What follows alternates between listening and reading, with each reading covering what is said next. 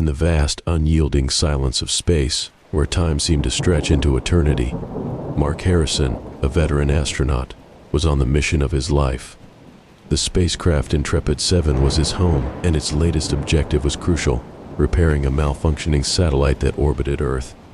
Mark, a man who had stared death in the face on numerous occasions, felt the familiar thrill of stepping into the unknown. His hands moved with practiced precision as he donned his spacesuit, mentally preparing himself for the task ahead. The moment Mark floated out of the airlock and into the cold vacuum, he was struck by the breathtaking view of Earth beneath him. It was a sight that never failed to leave him awestruck, a vibrant blue marble suspended in the endless blackness.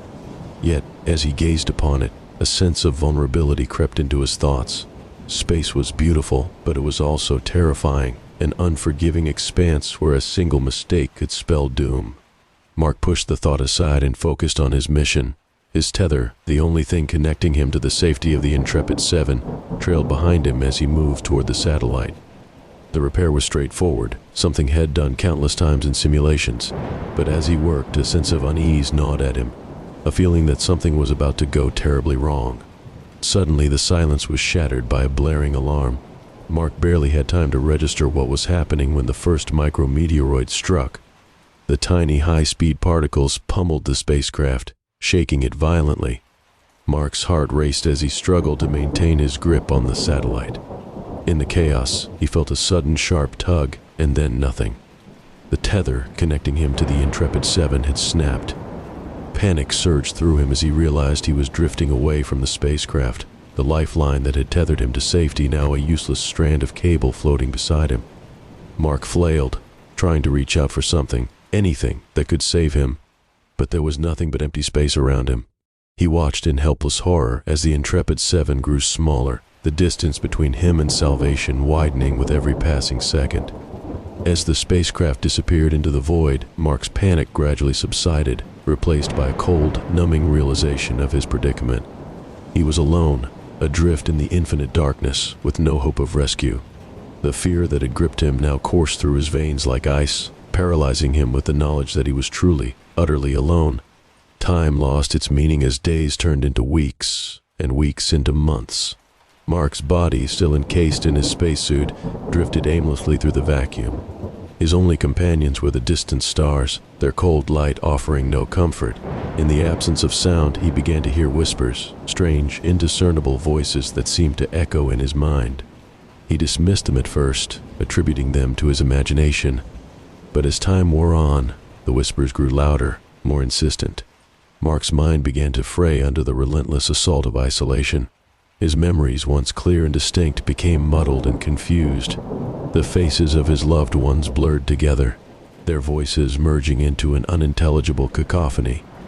He could no longer remember the sound of his own voice, and the thought of human contact became a distant, almost alien concept. It was then that Mark's hopes were rekindled by a faint signal, barely perceptible through the static that filled his helmet.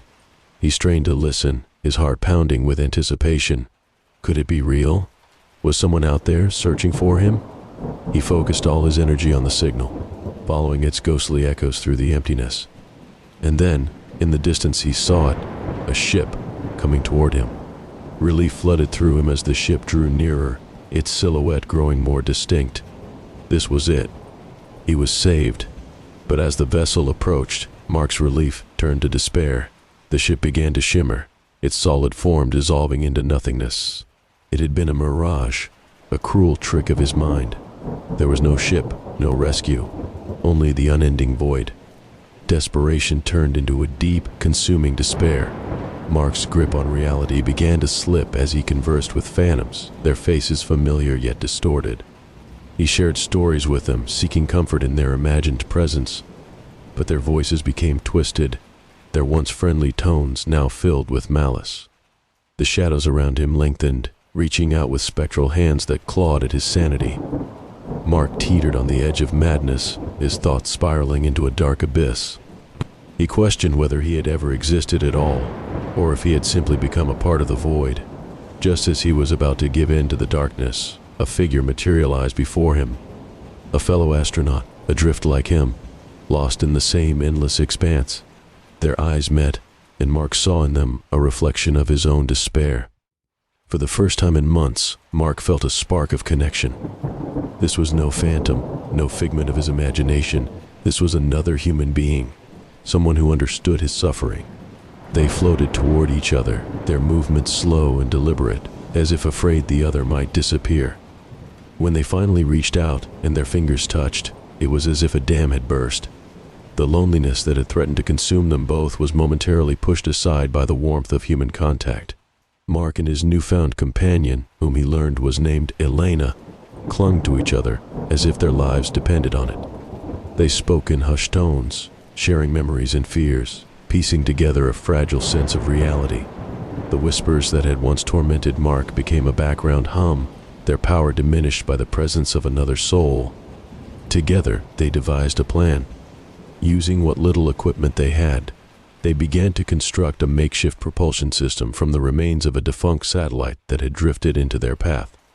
It was a painstaking process, each movement requiring precise coordination. The slightest mistake could send them tumbling back into the void, but they were determined. They refused to succumb to the darkness. With their makeshift propulsion system complete, Mark and Elena set their sights on a distant star system. It was a long shot, an almost impossible journey, but it was their only hope. They fired up the makeshift thrusters, and with a shudder, they began to move. The journey was fraught with danger. They navigated treacherous asteroid fields, dodged cosmic storms, and encountered celestial phenomena that defied explanation. Strange ethereal creatures drifted past them, their otherworldly beauty tinged with an unsettling sense of foreboding. The whispers that had haunted Mark now seemed to guide them, their once malevolent tone transformed into something almost comforting. The voices led them through the darkness, steering them away from danger and toward a destination that seemed to exist just beyond the edge of their perception. Finally, after what felt like an eternity, they reached their destination. It was a sanctuary, hidden in the darkest reaches of space, a realm bathed in an ethereal glow. Here they found the remnants of lost souls, astronauts and explorers who had met the same fate but had somehow found peace in this celestial haven. Their voices mingled with Mark's and Elena's, creating a chorus of stories that echoed across the cosmos.